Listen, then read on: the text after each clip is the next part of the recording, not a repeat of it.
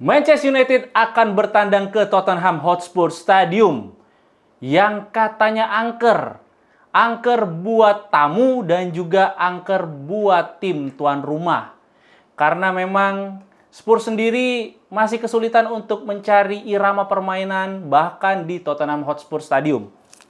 Dan ini adalah laga super big match. Kenapa gue bilang super big match? Karena ini memperebutkan posisi 13.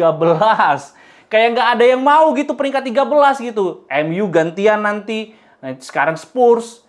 Tapi sekarang memang nasib kedua tim ini yang dikatakan adalah tim besar masih terseok-seok. Mengapa demikian? Karena kita tahu bahwa Spurs sendiri sudah berpuluh-puluh tahun tidak dapat gelar. Sedangkan Manchester United sendiri di beberapa musim terakhir masih kesulitan untuk menemukan siapa pengganti Sir Alex Ferguson. Dan laga kali ini adalah penentuan siapakah yang layak terdegradasi musim depan. Kalau kita lihat head to head 5 laga terakhir Manchester United versus Tottenham Hotspur, MU nggak pernah menang.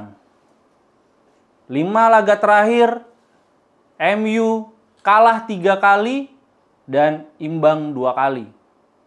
Ayolah, ini cuman Spurs loh. Masa masih belum bisa menang? Dan pertemuan terakhir kedua tim di 20 Desember 2024, saat itu laga sengit, hujan gol, skor akhir 4-3. Dan pada saat pertandingan itu dikatakan Manchester United itu sudah punya irama permainan yang solid. Sudah punya pakemnya. Amorim meskipun kalah, tapi skemanya sudah terlihat. Tapi setelah itu hancur total sama saja. Tapi kalau kita lihat tren Manchester United musim ini setelah menang lawan tim besar, kemudian juga kalah lawan tim-tim semenjana, dan kali ini kembali lagi lawan tim besar, memang ada optimisme di sana. Manchester United dan fansnya boleh berharap bahwa kali ini kita akan bisa mendapatkan kemenangan. Dan kalau kita lihat Manchester United di 5 laga pertemuan terakhir hanya mampu mencetak 7 gol. Sedangkan Tottenham bisa mencetak 13 gol. Artinya memang pertahanan United bisa saja menjadi titik lemah pada pertandingan kali ini.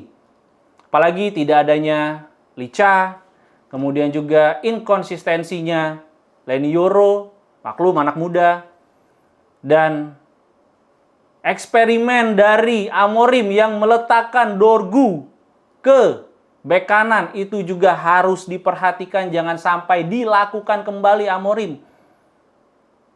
Dan di pertandingan kali ini kita akan bahas kekuatan Tottenham terlebih dahulu.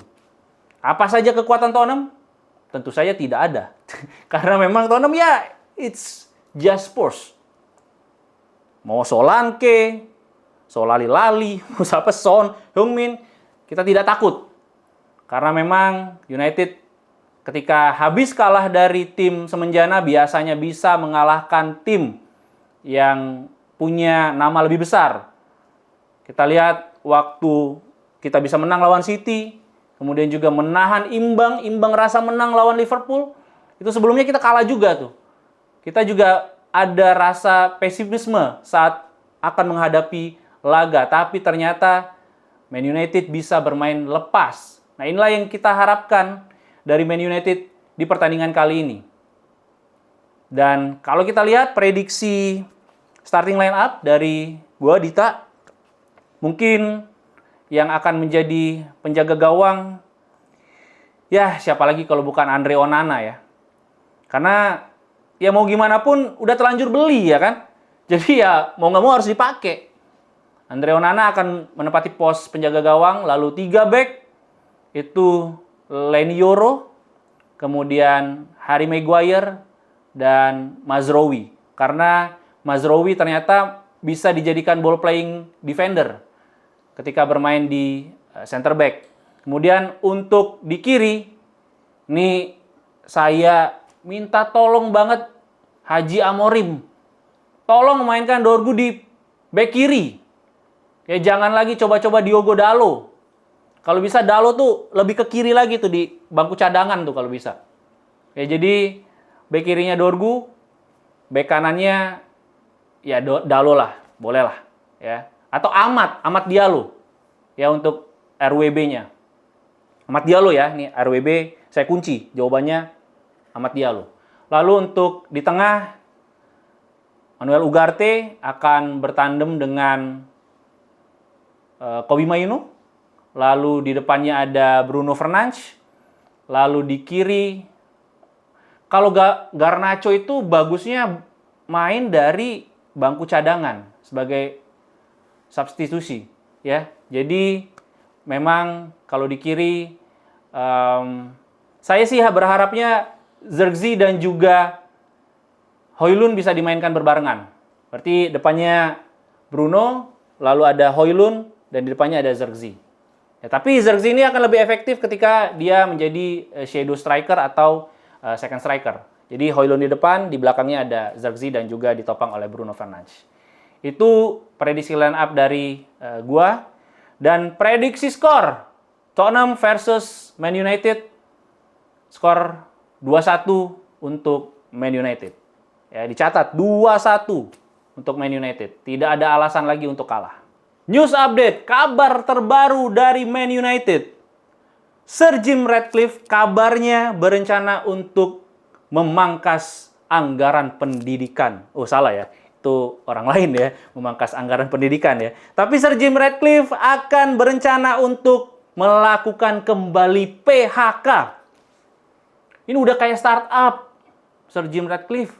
Ini udah diiming-imingi, bekerja, fleksibel, work-life balance. Ujung-ujungnya di PHK juga. Kenapa? Ini udah banyak utang.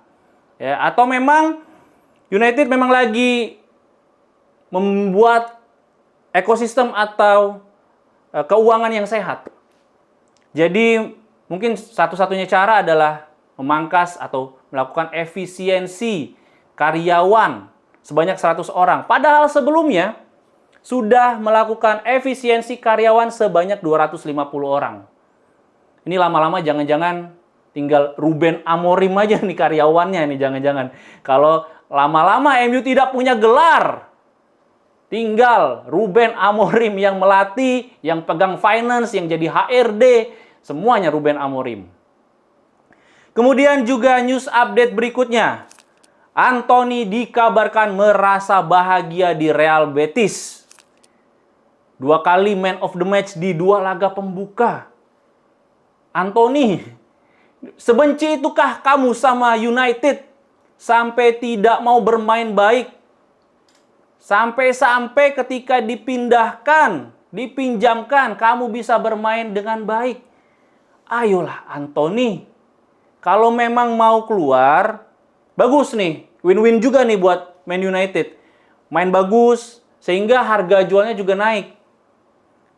Ini gue berpikir bahwa ini adalah bentuk pengorbanan dari Anthony. Saking cintanya dengan Man United, dia rela latihan keras, bermain bagusnya di Real Betis, bukan bermain bagusnya di Man United, lalu dia akan menyumbang uang yang banyak untuk Man United. Semoga saja memang kalau berjodoh dengan Real Betis, dibelinya dengan harga mahal ya. Lalu, mantan punggawa Man United, Paul Parker, mewanti-wanti Ruben Amorim untuk jangan terlalu banyak eksperimen. Terutama meletakkan Dorgu di kanan. Hei Amorim, dengar. Meletakkan Dorgu di kanan ketika dia adalah posisi terbaiknya di kiri, itu sama saja menyuruh Paul McCartney dan juga Moldy Raja bermain dengan tangan kirinya, gitarnya. Itu sangat tidak etis karena tidak akan bisa mengeluarkan potensi terbaiknya. Jadi buat Ruben Amorim, ingat kata Paul Parker, jangan terlalu banyak overthinking dan eksperimen. Boleh-boleh saja membuat atau menciptakan formula baru, tapi tetap gunakan pemain pada potensi terbaiknya, pada posisi terbaiknya. Demikianlah preview pertandingan Man United versus Tottenham Hotspur dan juga news update. Gua Dita, sampai jumpa lagi di kesempatan lainnya.